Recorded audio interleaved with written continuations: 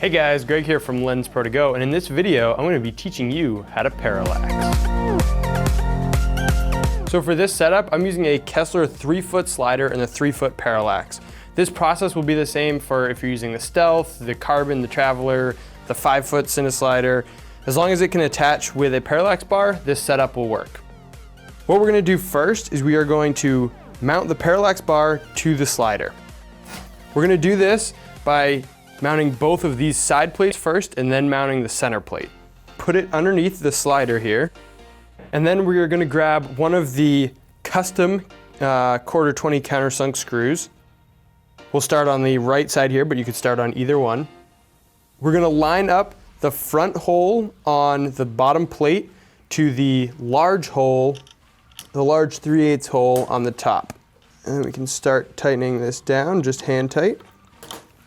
And then once you have it started, what you're going to want to do is you're going to want to put your hand underneath so the weight of the slider is on top of that plate, and that's going to give you a nice snug fit. And then we can go ahead and finish tightening down this screw. We'll just want to check it to make sure that it's not going to wiggle around on us. And then we're going to go ahead and do that same thing on the other side with another quarter 20 countersunk screw.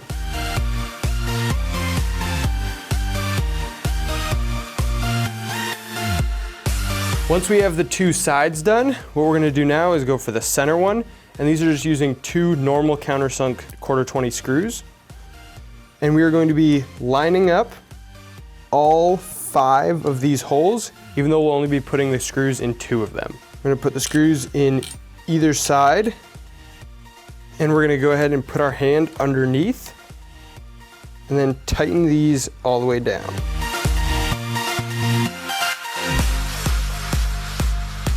Now that we've attached the parallax bar, what we need to attach is the cart for it.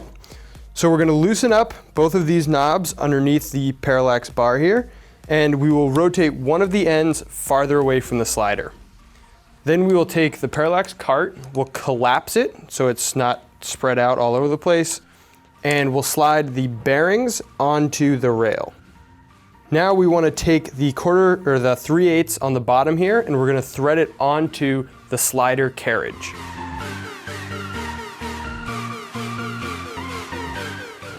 Tighten that down, and then we're going to grab our 3/8 to 3/8 adapter, thread that on, and then we're going to put on a tripod head and a camera. The next thing we're going to do is actually set it up so we can use it in a parallax move. The easiest way is to line up the parallax bar with the silver lines on either side. That means it's perfectly parallel to the slider. So now if I go back and forth, it's not going to be panning in either direction. Then what we want to do is line it up for our subject. So we'll put it in the center, line up our subject however we want in the frame, if we want it on the thirds or right in the center of the frame. And then we'll go to one of the sides, frame up that same frame, and tighten down just the right side. Then we're going to go all the way to the left. Make sure the framing is the same. If you have to, you can pull this bar out a little bit just to adjust it.